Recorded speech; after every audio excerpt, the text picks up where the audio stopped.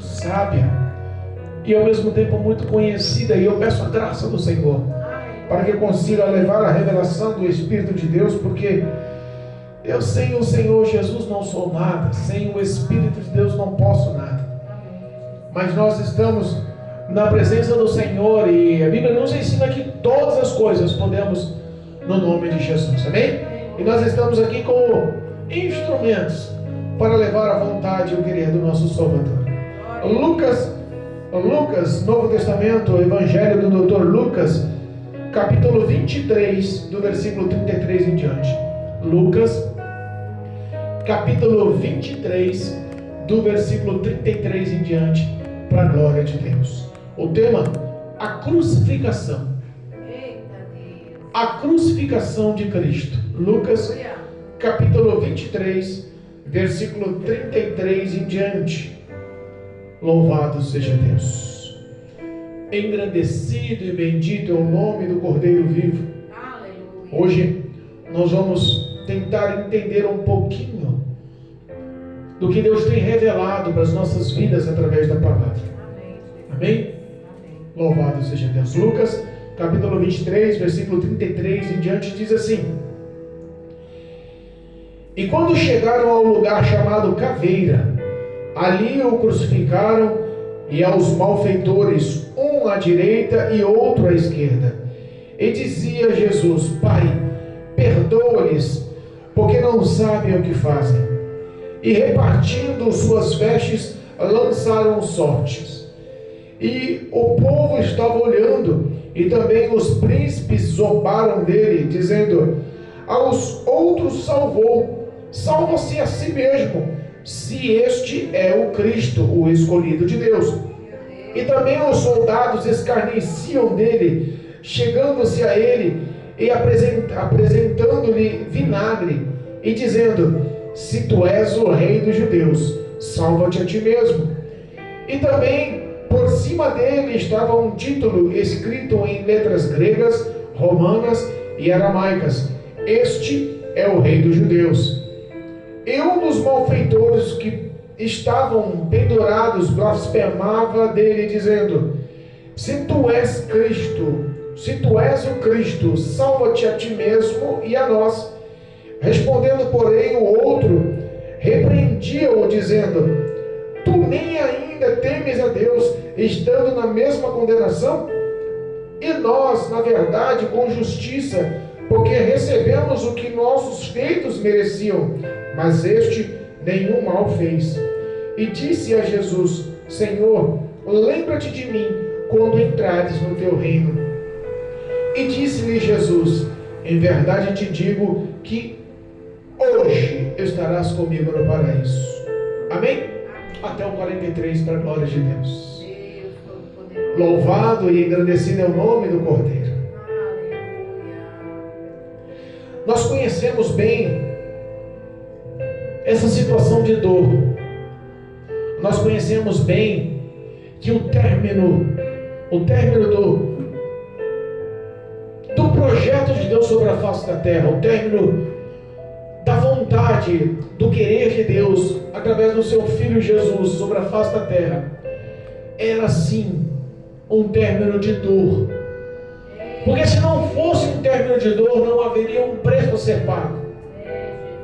Se não houvesse um término de morte, não teria como ser pago o preço pelas almas. Cristo foi entregue naquela situação, não foi por mérito de homens. Cristo foi entregue à crucificação, não foi pelo poder dos homens. Cristo foi entregue àquela crucificação, não foi porque a autoridade romana assim o quis, ou os anciões, ou os fariseus, ou os príncipes das sinagogas assim determinaram. Não foi. Todo esse processo foi um projeto dado por Deus ao seu Filho, o Messias, o Cristo, para a salvação da humanidade. A Bíblia fala que quando foi preso e capturado no Getsemane, ele foi levado. Ele estava em oração, ele estava em clamor, sabendo que tinha chego a sua hora. E a Bíblia fala que ele foi levado pelos príncipes mestres da sinagoga e os fariseus e lançaram ele de um lado para o outro. Apresentaram ele pela manhã a Pilatos. E Pilatos tentou se esquivar. Perguntas foram lhe feitas. Pilatos olha para ele e fala assim: tu és o Messias, o Filho de Deus? Ele diz: e tu diz.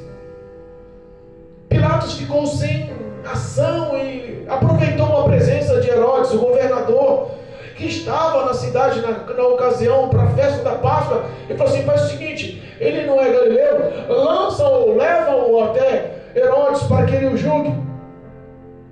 Herodes da mesma forma, levando ele à presença de Herodes, Herodes lhe perguntou e também não lhe imputou dano algum, não lhe imputou culpa alguma, e o povo embravecido, enfurecido, empolgado e levado a toda a artimanha de morte, inspirado por demônios, gritavam: crucificam. Herodes manda novamente, volta a Pilatos, e Pilatos por mais 2 vezes tenta se esquivar, mas na terceira vez, como era de costume da festa da Páscoa, eles libertaram um malfeitor condenado. Apresentou-se um homem homicida, Barrabás, encabeçados ou direcionados por Nicodemos, o chefe dos fariseus. Eles gritaram numa só voz: solte a Barrabás e crucifica a Cristo. Solta Barrabás, o homicida, e crucifica o homem santo. O processo dessa ação não foi um processo dado por poderes humanos, não foi um processo dado por poderes também diabólicos, malignos, mas foi um processo dado por poderes divinos, porque foi o próprio Deus que assim escreveu aquele trajeto, escreveu aquele final de dor. A Bíblia fala que eles levaram Cristo carregando uma cruz imensamente pesada, depois de o açoitá-lo e coroá-lo com uma coroa de espinhos. Levaram ele no local chamado por Caveira ou Gólgota, para fora dos muros da cidade. O trajeto de dor e de sofrimento que Cristo levara sobre a cruz do Calvário foi intenso. Mas o ato da crucificação, repara que foi um ato da crucificação para 3 condenados. E a condenação de morte de cruz, era para os piores malfeitores da época, os piores ladrões, homicidas, os piores delinquentes, vamos supor assim. E Jesus foi colocado entre os piores. Toda a maldição da humanidade foi levada sobre o jugo de Jesus. A Bíblia fala que 3 cruzes foram montadas naquela ocasião. E por um plano e pelo querer da vontade de Deus, Cristo foi crucificado ao meio, porque com ele mais 2 pessoas foram levadas à morte de cruz. 2 ladrões, 2 homicidas, 2 pessoas que realmente estavam ali pelos seus feitos, 2 pessoas que estavam ali por 2 obras, 2 pessoas que estavam ali porque mereciam estar ali. Mas Jesus, no meio, ele estava simbolicamente como um divisor de águas. Jesus podia estar na cruz da esquerda ou da direita, mas aprove que Deus colocasse ele no meio, entre as 2 cruzes, para simbolizar que Jesus é a divisão do bem e do mal, para simbolizar que Jesus é a divisão de tudo que é errado e de tudo que é certo, para mostrar uma direção, para que o homem entenda que até o ato da crucificação dele foi direcionado pelas mãos de Deus, porque tinha propósito, missão, tinha um querer, um entender. Eita Deus poderoso. Soldados romanos zombavam dele, escarneciam ele. Ele com os pregos vazados nas pés e nas mãos, com os ombros deslocados, sofrendo com tanta debilitação pela perca do sangue através do chicoteamento. Aqueles cravos daquela coroa tinham perfurado toda a estrutura da sua cabeça. Ele sangrava, ele gemia com dor, o ombro deslocava, porque um soldado puxara para encaixar, porque aquela cruz não tinha sido feita para ele. Quando Pilatos lavou a mão e falou assim: olha, seja feita a vontade do povo. Aquela cruz tinha sido feita para Barrabás, que era um homem maior. A perfuração dos pregos não batia com o físico, com o corpo de Jesus, mas eles esticaram com violência e deslocaram os braços, os ombros, esticaram até que coubesse e perfuraram as mãos com pregos. As dores eram imensas. Mas no meio de tanta dor, tanta perseguição, tanta zombaria, com uma placa escrita: este é o rei dos judeus, de uma forma sarcástica, de tentar humilhar todos os judeus ali que o seguiam, toda aquela multidão que por 3 anos e meio o adoraram e o seguiram para tentar denegrir a imagem de Cristo. A Bíblia fala que ele teve sede, e em vez de lhe oferecerem água, lhe ofereceram um vinagre. E a história dessa bucha de vinagre é uma história nojenta, terrível de se falar. A humilhação foi total e completa, mas no meio de tanta dor, tanta humilhação, tanta zombaria, tanta chocarrice, no meio de estar numa situação de maldição, a Bíblia fala que já crucificado em pé, ele levanta os olhos aos céus e fala: Pai, perdoa cada um deles, perdoa eles, porque eles não sabem o que fazem. Aquelas palavras não foram em vão, aquelas palavras alcançaram os soldados, os centuriões que estavam ali. A Bíblia fala que um deles olha para o céu e fala: verdadeiramente este homem não é culpado de dano algum, porque o amor superou a dor. Repara, Cristo estava ali, era um projeto de Deus, mas o físico, a carne dele, estava sentindo uma síncope, uma destruição completa. A dor dominava o semblante do ser. Mesmo em tanta dor, ele olha e fala: perdoa-lhes, porque eles não sabem o que dizem. A armadura do diabo caiu por terra naquelas palavras. Cristo na cruz do Calvário alcança mais pessoas, e uma das pessoas estava à sua direita.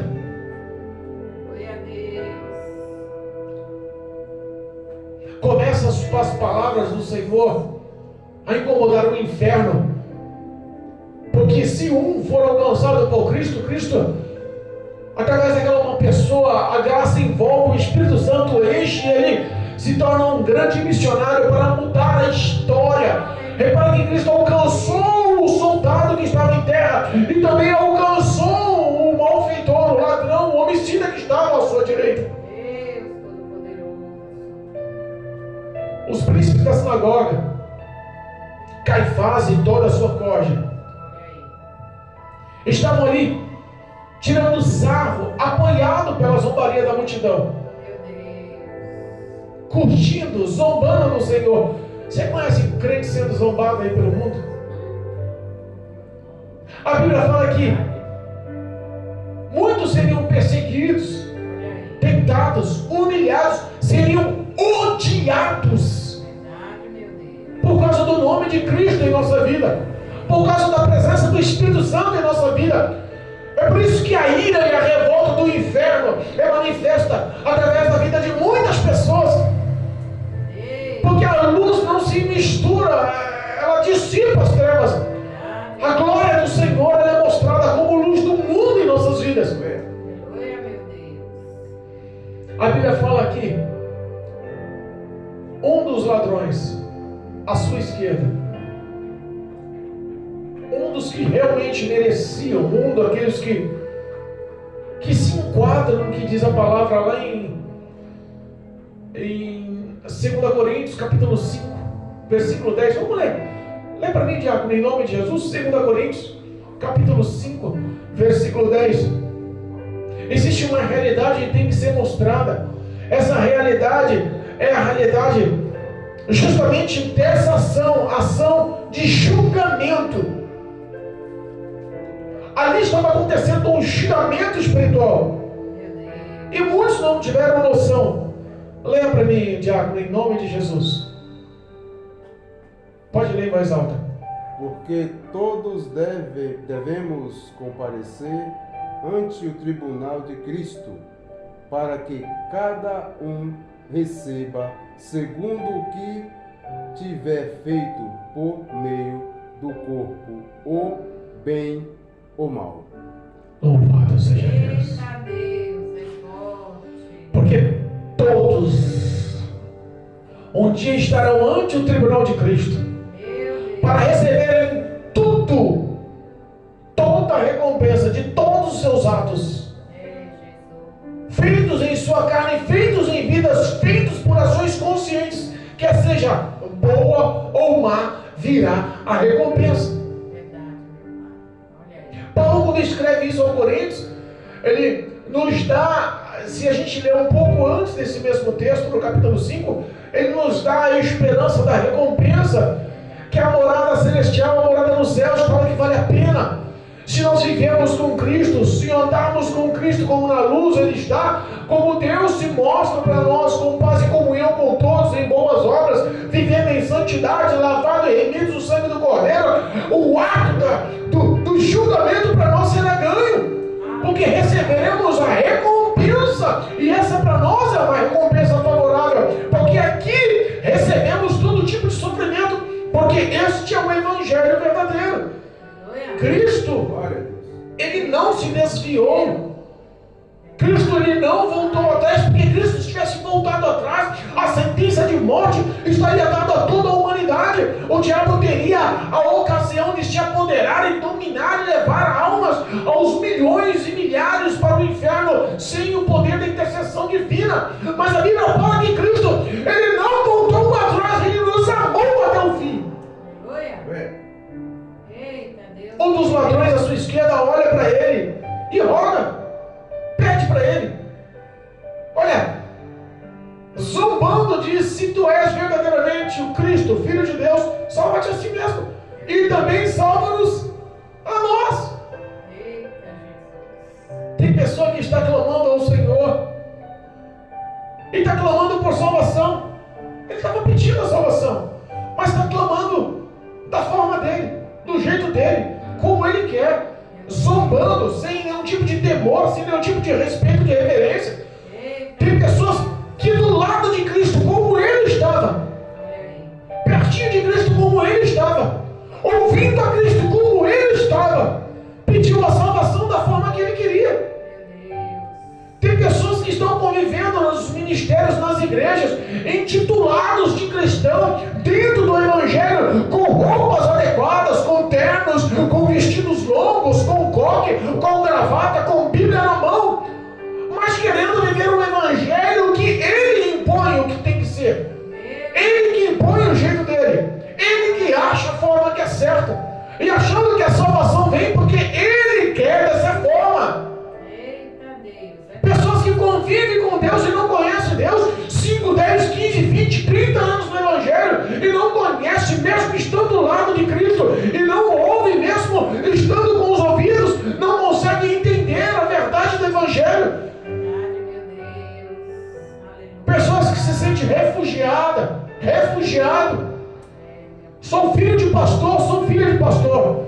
Eu tenho cargo na igreja, eu dirijo na igreja, eu canto na igreja, eu prego na igreja, eu ensino na igreja, mas não consegue dar ouvido às diretrizes, mandamentos, leis, estatutos, não consegue guardar os mandamentos verdadeiros no coração, porque acha que o Evangelho tem que se adaptar à estrutura dele, como zombaria.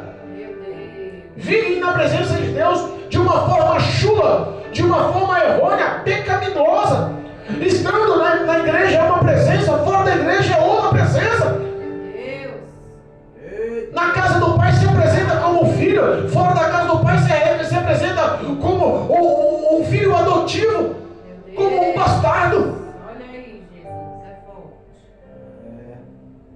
Aquele ladrão, ele teve uma ocasião única. Aquele ladrão teve uma ocasião maravilhosa. Ele sabia os feitos dele. Ele sabia a penalidade dele. Ele reconhecia.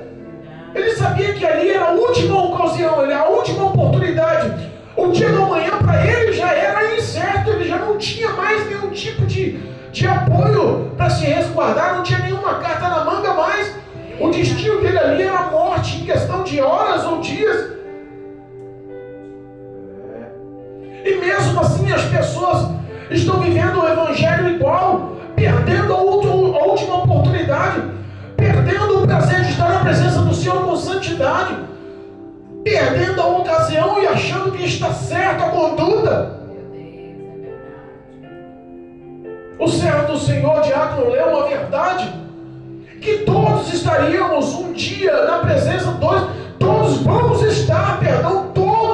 estar um dia na presença do nosso Senhor e Salvador, que hoje é advogado fiel, mas que amanhã será o nosso justo juiz, digno juiz, aceitável juiz, poderoso juiz.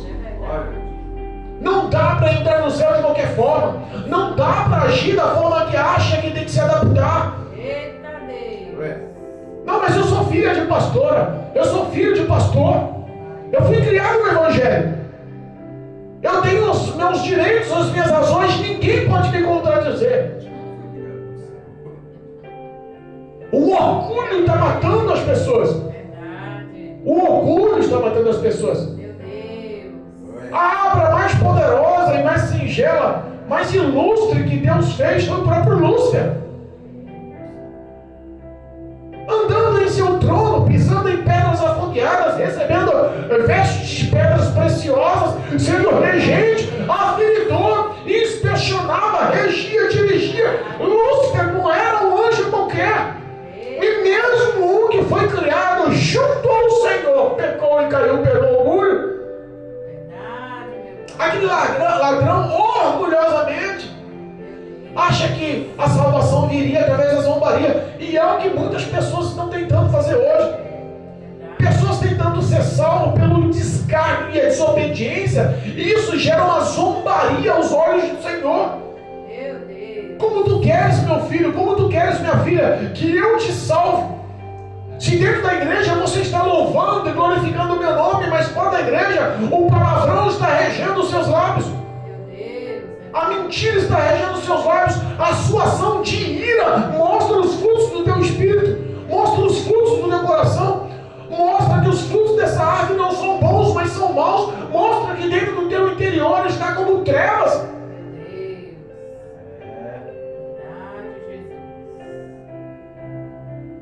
A Bíblia fala que aquele ladrão perdeu a oportunidade. E não só perdeu a oportunidade, também foi repreendido. Porque quando Cristo fala, Pai, perdoa-lhes, porque eles não sabem o que fazem, aquele ladrão ouviu as mesmas palavras, mas o orgulho mesmo à beira da eternidade, afastado do Senhor e vivendo na eternidade no inferno com dores.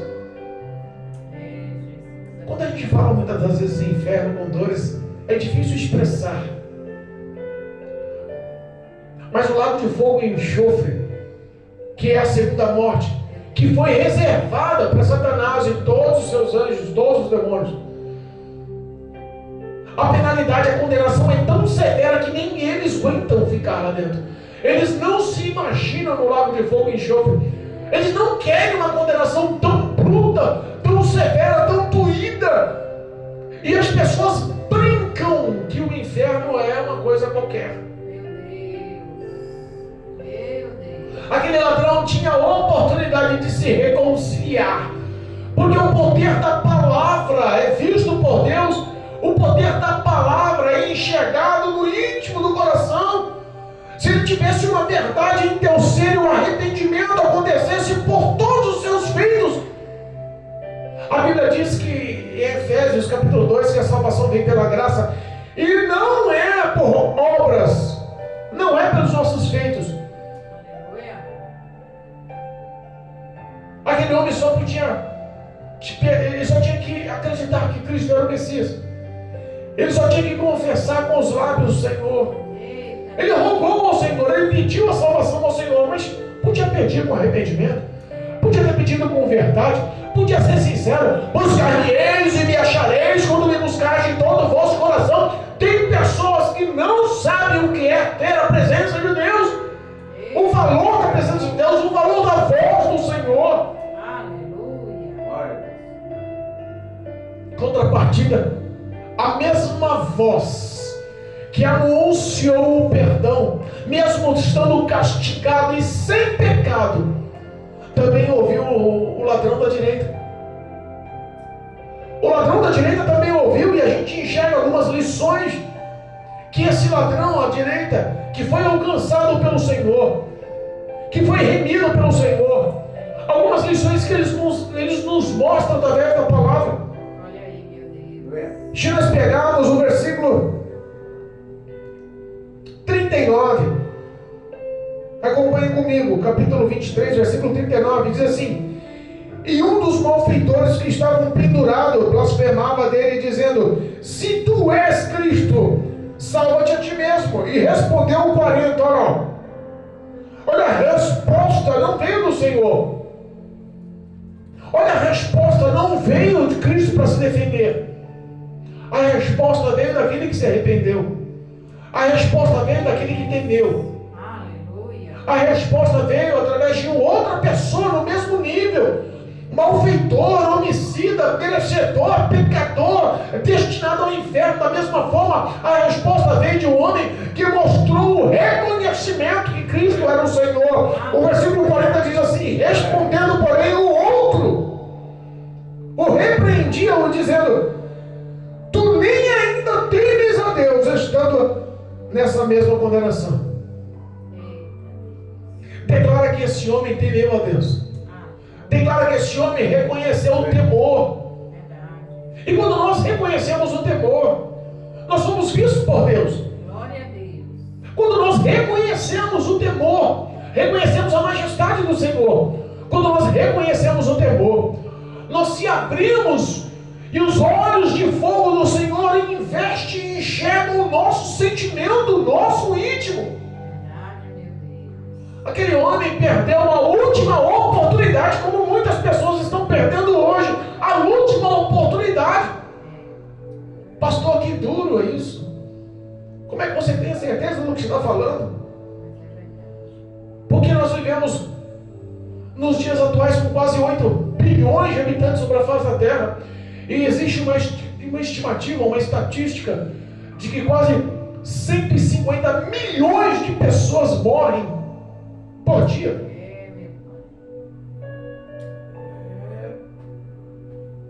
Muitas pessoas estão perdendo a última ocasião, a última oportunidade. E ele fala: e nós, na verdade, com justiça, porque nós recebemos, e nós, na verdade, com justiça, porque recebemos o que os nossos feitos mereciam, mas este nenhum mal fez. Ele reconheceu que os méritos e os feitos deles eram dignos de punição. E entenda uma coisa, olha, Jesus ama você, ama o pecador, mas ele não vai passar a mão sobre o pecado. Se você pecou, Jesus te perdoa, mas a consequência do pecado você paga. Porque Cristo alcançou aquele homem, ele não podia ter dado a oportunidade daquele homem descer da cruz. Olha, eu te perdoo, seja meu missionário, a partir de agora você vai levar o meu evangelho, seja meu representante, eu vou te salvar dessa cruz. Cristo não podia ter feito isso. Ele reconheceu que os feitos deles eram maus e que a consequência ele ia ter que pagar, mas ele mostrou uma verdade que o outro não enxergou. Esse homem não tem pecados, ele não praticou o mal, ele não merece esse julgamento, ele injustamente está sendo zombado, crucificado e condenado por ações que ele não fez. Porque não tem como uma pessoa que cometeu males e sendo castigado, repreendido, perdoar as pessoas. Mostra que ele não cometeu males, é por isso que ele estava perdoando as pessoas. Mostra que não havia pecado em Cristo, é por isso que ele estava amando as pessoas. mostra que não havia nenhum tipo de mal, de trevas nas ações, porque ele estava perdoando e rogando ao Deus Todo-Poderoso: perdoa aquele que encravou a cruz de espinhos na minha cabeça e rasgou o couro da minha cabeça, perdoa aquele que deslocou meu braço e perfurou as minhas mãos com os pregos na cruz, perdoa aquele que pregou os meus pés, perdoa os soldados que chicotearam as minhas costas, perdoa, Senhor, perdoa. Aleluia, Deus. Perdoa os que zombam de mim, perdoa os que tiram sarro de mim, que me perseguem, perdoa os que me maldizem, perdoa toda a multidão que, embravecida, irada, raivada, elas gritaram numa só voz: crucifica o Cristo Santo, perdoa. Eles não sabem o que diz. Aquele ladrão olhou, fez uma autoanálise: não é possível, este homem não cometeu pecado injustamente. Reconheceu a santidade de Jesus. Aleluia. O homem, quando reconhece quem é Cristo, Glória a Deus. Cristo começa a mudar a vida do homem. Aleluia. E disse ele diretamente ao Senhor: olha só, a primeira ação, ele repreendeu o ladrão e mostrou temor em suas palavras. A segunda ação, ele reconheceu a santidade e a soberania de Cristo. Deus. A quarta lição, a terceira lição, perdão, ele olha para o próprio Jesus e fala: Senhor, quando entrares no seu reino, lembra-te de mim. Aleluia, Deus. Eu imagino o tom de humilhação. E a resposta é imediata. Repare que Deus não leva em consideração os seus pecados. A Bíblia fala que Ele pega todos os seus pecados, iniquidades e maldições e lança no mar do Oriente. Dos seus pecados não lembra mais, a salvação vem imediata. Ele fala: Senhor, lembra-te de mim quando entrares na tua glória, no teu paraíso, no teu trono, no teu reino. Lembra deste pecador aqui, lembra desse malfeitor aqui, lembra desse que é digno de realmente receber a penalidade. Eu só peço que o Senhor tenha misericórdia da minha alma. É isso que Cristo quer, ver o homem se arrependendo dos seus pecados, o homem sendo levado ao arrependimento, à confissão, ao abandono do pecado, ao reconhecimento que Cristo, Filho de Deus, o Messias, é o Salvador da vida dele. Glória a Deus. Aleluia. Jesus responde imediatamente: ainda hoje estarás comigo no... Mas Jesus podia falar de outra forma: vamos fazer o seguinte, como você, olha só, como você é um homicida, como você é um ladrão, como você realmente é um pecador, você nunca fez nada, então vamos fazer o seguinte, eu não vou te salvar de graça não, passa 100 anos no purgatório, depois eu te tiro de lá e te salvo. Jesus podia falar assim, podia. Passa 10 anos só no purgatório, eu gostei da sua cara, 10 anos no purgatório, depois sai e eu vou te levar para o céu. Não, passa só um ano tá bom, a condenação de um ano tá bom, passa um ano no purgatório. Não, a salvação é imediata, meu irmão. Abra o teu coração e reconheça Cristo como seu Senhor e Salvador. Jesus Cristo, Ele veio buscar e salvar o que se havia perdido. Não há impossível para que as mãos do Senhor lhe alcance e lhe resgate. A salvação é pela graça, não é pelas obras. Aquele ladrão não tinha obra nenhuma. Que obra aquele ladrão tinha na cruz do Calvário? E as pessoas muitas das vezes acham que as suas obras estão levando ele à salvação. As pessoas acham que o seu talento está levando ele à salvação. As pessoas às vezes acham que o seu estudo está levando ele à salvação. As pessoas acham que a sua teologia está levando ele à salvação. As pessoas às vezes acham que o seu glamour, a sua presença poderosa está levando ele à salvação. O teu estudo, o teu conhecimento, o teu dinheiro, o teu diploma, a tua casa, os seus amigos, a sua parentela, o seu... Nada que você tenha poder ou possa pagar a tua salvação, não dá. A salvação vem pela graça. A salvação vem pelo reconhecimento que Jesus Cristo é o Senhor, porque todo aquele que nele crê estará salvo, mas aquele que não crê, diz a própria palavra de Deus, já está condenado. Meu Deus. Pastor, mas eu estou vivo, pastor, e eu quero aceitar Jesus, eu creio em Jesus, então aceite o Senhor, declare-o perante perante os homens que você vai ser declarado perante os céus, na presença do Pai nos céus. E mude as suas ações. Vinde a mim todos que estáis cansados.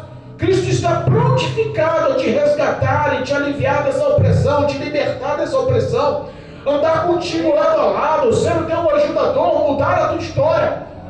Mas Ele quer renúncia, quer transformação. Ele quer que você rompa com o pecado, que desvie-se do mal, que viva em integridade, em justiça e em verdade. Muitos dizem que creem no Senhor, mas não obedecem aos mandamentos.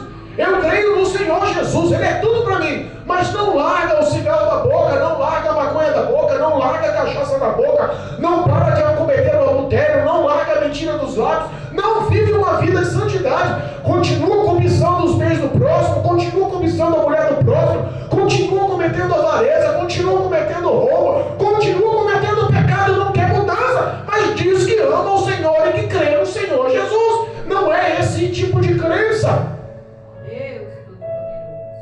A salvação é pela graça, um favor imerecido, mas entenda: se o homem não viver a santidade para correr do pecado, se o homem não tiver as suas vestes lavadas no sangue do Cordeiro, se ele não viver em boas obras, se ele não viver através da palavra, em obediência através da palavra do Senhor, se ele não viver em paz com todos, o arrebatamento vai acontecer. Ou a morte pode chegar para você ainda hoje. E não haverá justificativa, porque após a morte estaremos ante o tribunal de Cristo, olho a olho nos olhos do Senhor. Todo olho verá, toda língua confessará, todo joelho se dobrará. Eu imagino qual é a desculpa que você vai pensar em dar para o Senhor, se não for o arrependimento genuíno, o reconhecimento genuíno, o amor genuíno a Cristo. Eu acredito que as suas palavras serão nulas. E o Senhor vai separar as ovelhas dos bodes. À sua direita Ele vai pôr as ovelhas, à sua esquerda os bodes.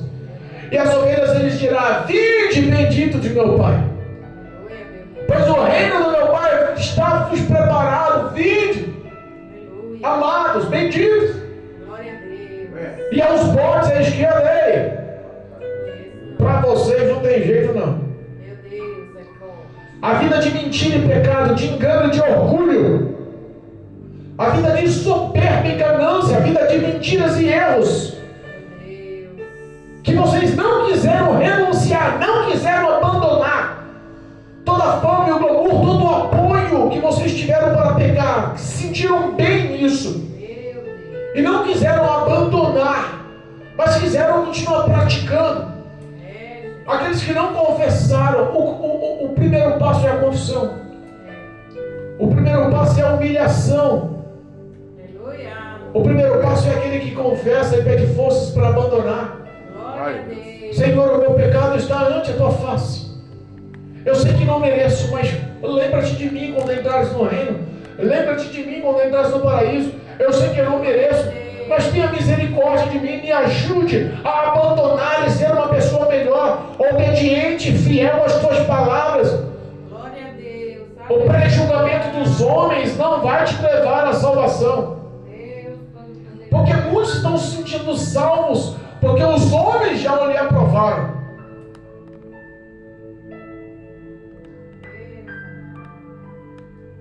O Espírito de Deus quer lhe dar uma oportunidade essa noite. Aleluia. Cristo salvou aquele homem no mesmo dia. Glória a Deus. A Bíblia fala que quando Cristo olha para os céus e fala: Pai, eu lhe entrego o meu Espírito em tuas mãos, imediatamente ele entra nos céus, imediatamente ele é acolhido nos braços do Pai. Glória a Deus. O céu se escureceu. E Cristo foi crucificado por volta das 9 da manhã. Já era meio-dia, o céu já estava escuro. 3 horas ele entrega a sua vida nas mãos do Pai. Olha aí, Jesus. 3 horas vem o falecimento. Um grande terremoto acontece. O véu do templo se rasga. Não houve um só que não batera no peito e saiu entre a multidão, dizendo: este homem era inocente. Olha aí, Jesus. Olha só, a mesma multidão que gritava com ira: crucifica-o, porque ele é o homem da cruz. A Bíblia fala, no término dessa leitura oficial,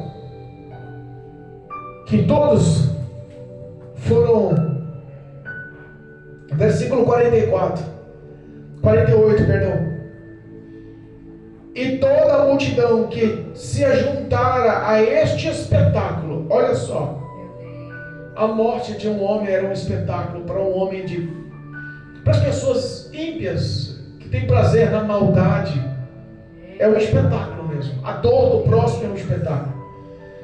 E a toda a multidão que se ajuntara a este espetáculo, vendo o que havia acontecido, voltava batendo no peito.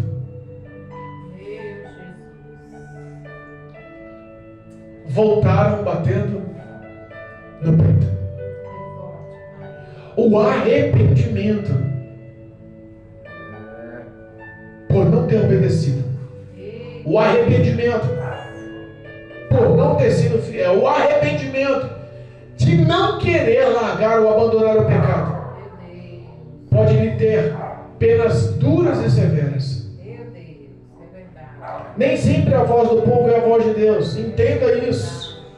Já falamos isso em outras pregações, mas vou repetir. Nem sempre a multidão que te acompanha, nem sempre as pessoas que estão ao teu redor, nem sempre os que batem nas tuas costas dizendo é meu amigo, é minha amiga,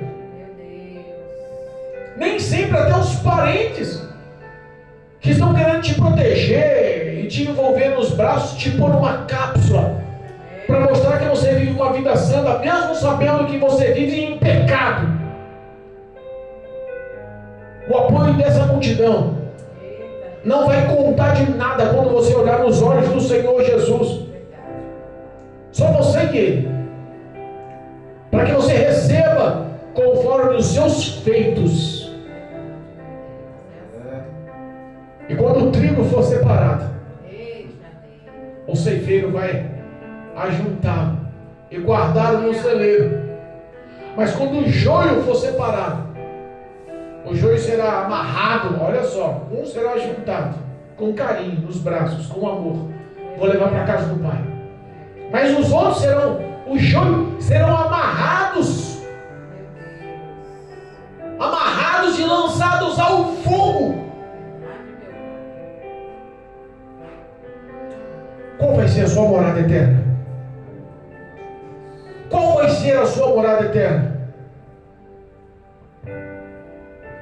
Sabe que eu ouvi um testemunho de uma pessoa que estava enferma e não era cristã. Estava enferma e não tinha vida com Cristo, não conhecia a presença do Espírito Santo, ouvia falar a vida inteira. Mas a enfermidade lhe bateu de uma forma tremenda e o diagnóstico do médico era morte. E um dia ligou-se o televisor e decidiu procurar algo que lhe desse esperança e ouviu uma pregação. E o pastor pregava a palavra e no meio da palavra, cheio do Espírito de Deus, ele ponta o dedo para a câmera e fala: se você quiser hoje, pode ser curado. Você quer? Eita Deus. Aquela pessoa no celular estende as mãos, encosta na televisão e fala: Senhor Jesus, eu quero ser curada. Ela foi alcançada, independente do espaço, do tempo, da hora. O Espírito de Deus alcançou aquela mulher. Ela não estava presente na igreja, ela não participava do culto, ela não aceitou Jesus como Senhor e Salvador na ocasião, mas ela foi alcançada porque Deus enxergou a verdade das suas palavras e curou-a, e ela no outro culto foi para a igreja, aceitou Jesus, procurou a mesma igreja, aceitou Jesus como Senhor e Salvador e contou o testemunho da cura. Aleluia. Eu creio. Hoje eu faço a mesma pergunta para você. Quer se arrepender dos seus pecados e reconhecer Cristo como Senhor e Salvador da sua vida? Quer abandonar o jugo do pecado, todas as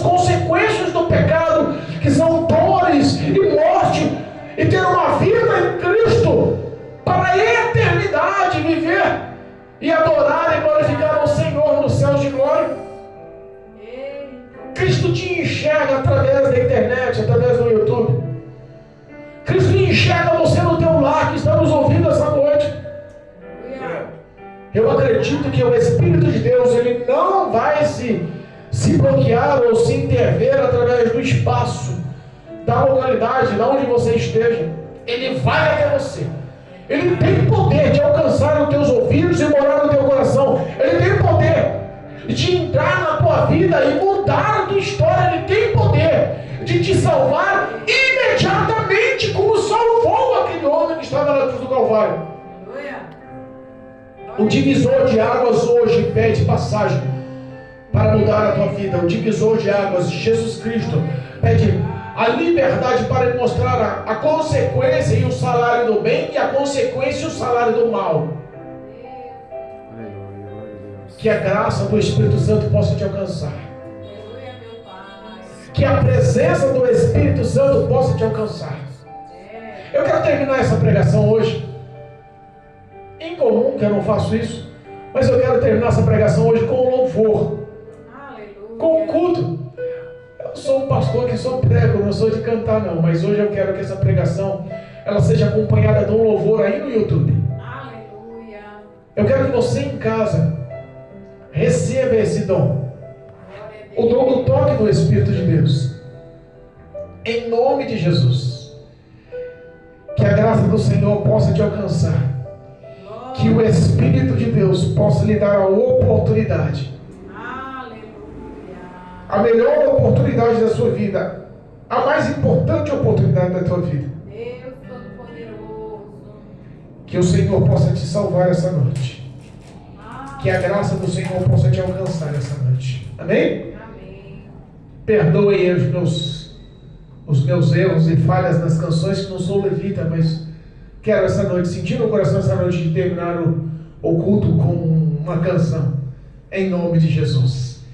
Hoje é o culto de virada da tua vida, de salvação da tua vida. Aleluia. Receba em nome de Jesus. Glória a Deus. Oh, aleluia. Bendito é o teu nome, exaltado é o teu nome. Oh, glória. Aleluia. Oh, Jesus amado. Louvado seja Deus.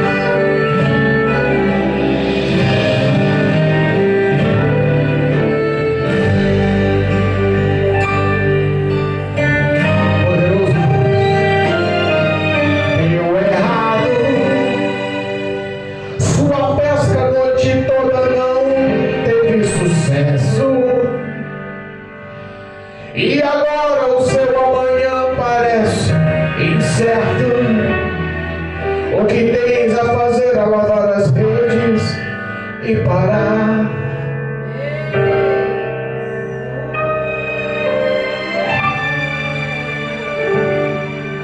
Deu errado, pois você sabia onde o peixe estava.